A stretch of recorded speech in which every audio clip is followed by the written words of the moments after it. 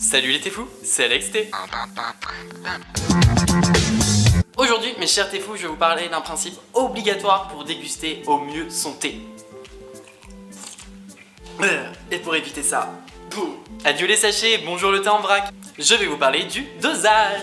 Le dosage, c'est hyper important les téfous, parce que les 3/4 des personnes qui boivent du thé vont se préoccuper que de la température de l'eau et du temps d'infusion. Et il n'y a pas que ça.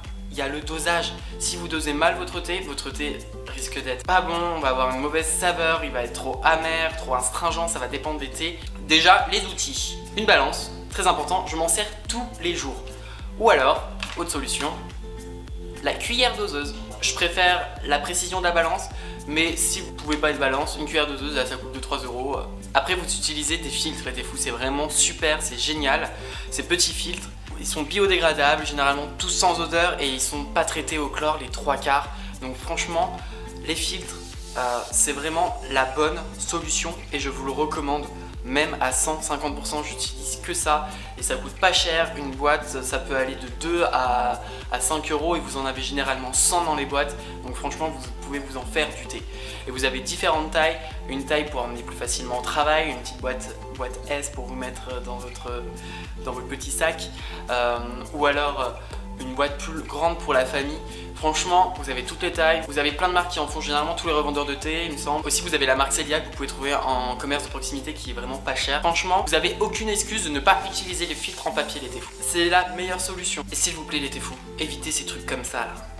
Franchement, vous voulez mettre quoi là-dedans? Sincèrement, c'est divertissant. Vous pouvez me dire. Les feuilles n'ont pas la place pour se développer. Non mais sincèrement ça sert vraiment à rien. Autre moyen où vous pouvez mettre votre thé autre que les filtres si vous pouvez pas, ou si vous voulez plus être dans l'individuel, ce sont ces mugs. Ces mugs vous pouvez en trouver dans différentes marques. Là c'est la marque Celia que vous trouvez aussi au supermarché. Je crois que LTT en fait, je crois que Daman en fait, je crois que tout le monde en fait en fait. Mais c'est sympa, vous mettez votre grammage, c'est pour une personne, c'est one to one. Et mes conseils de grammage. Alors je vous conseille pour 120 ml, donc ça fait environ un petit mug, c'est 2 grammes. Après pour du 250 ml, vous allez mettre 4 grammes. Après pour un 400 ml, vous allez mettre environ du 6 grammes. Ensuite, on a 500 ml, on sera pour du 8 grammes. Je trouve que 500 ml, il faut pas dépasser les 500 ml. Après 1 litre dans une théière, je trouve ça trop. Les arômes ne seront pas assez concentrés, on va perdre en texture, on va perdre en saveur. Mais si jamais vous voulez faire dans une théière d'1 litre, je vous pardonne les téfous, mais faites 15 ou 16 grammes. Après, jouez.